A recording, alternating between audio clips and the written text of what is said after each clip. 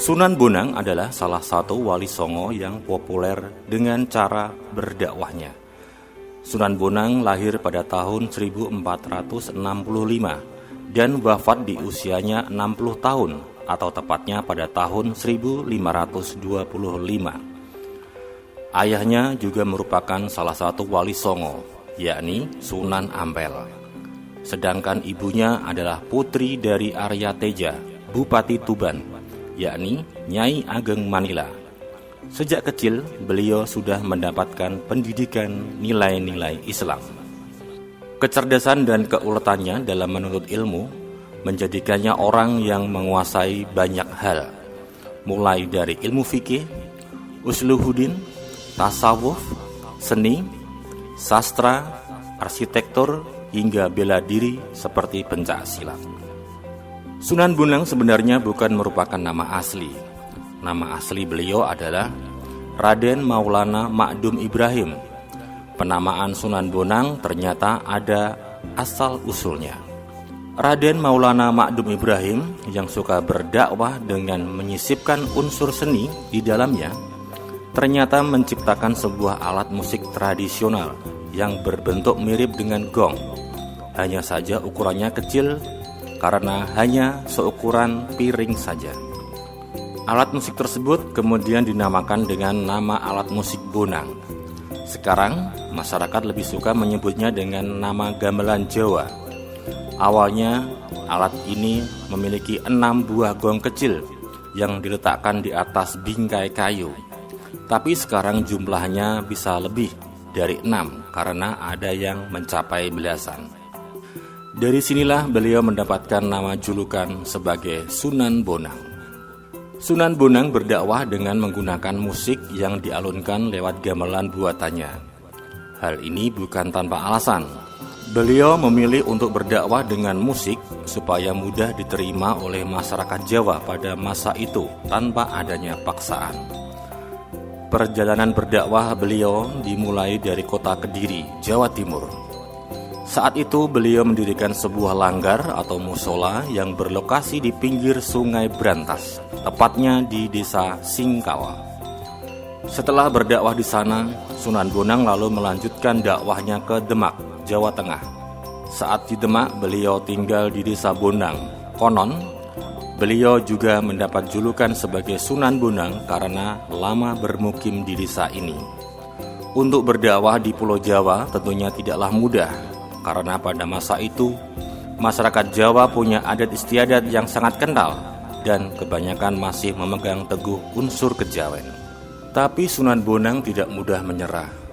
Beliau melihat kalau masyarakat Jawa sangat tertarik dengan dunia seni, sehingga dari sinilah muncul ide untuk membuat sebuah alat musik yang kemudian dinamakan sebagai alat musik Bonang. Saat akan memulai dakwahnya, Sunan Bonang akan memainkan gamelan Bonang tersebut, sehingga keluar suara merdu dan bisa menarik perhatian banyak orang. Sambil memainkan alat musik, beliau akan menyanyikan tembang atau lagu yang di dalamnya berisi ajaran-ajaran Islam. Dari sinilah masyarakat setempat lambat laun mulai tertarik untuk mempelajari Islam. Selain dengan menggunakan gamelan tersebut, Sunan Bonang juga sering berdakwah dengan menggunakan wayang.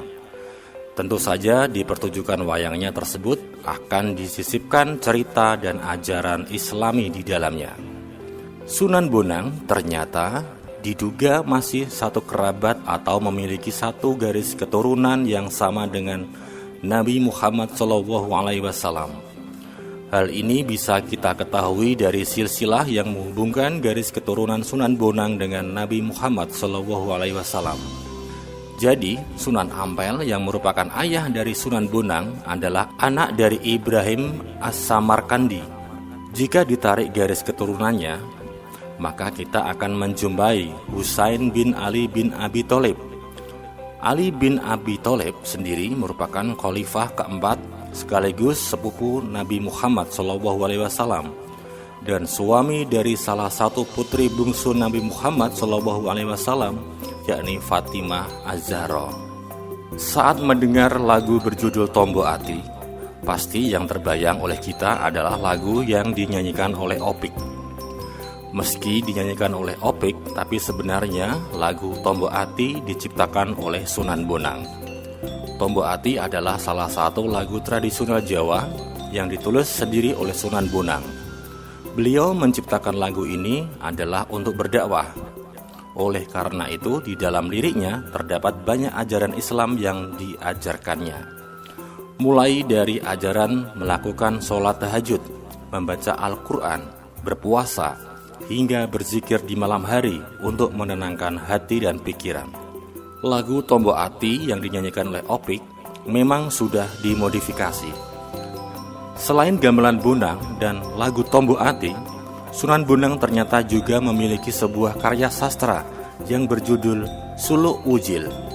Karya sastra ini diakui sebagai salah satu karya sastra terbesar yang ada di Indonesia. Hal ini dikarenakan dalam karya sastra ini terdapat banyak pesan tentang kehidupan antar manusia, kehidupan budaya yang ada di Jawa serta Indonesia, dan pastinya kehidupan beragama. Suluk Ujil ini dibuat antara abad ke-15 hingga 16. Uniknya, karya sastra ini berupa tembang atau lirik lagu. Awalnya Suluk Ujil ini disimpan di Universitas Leiden, Belanda.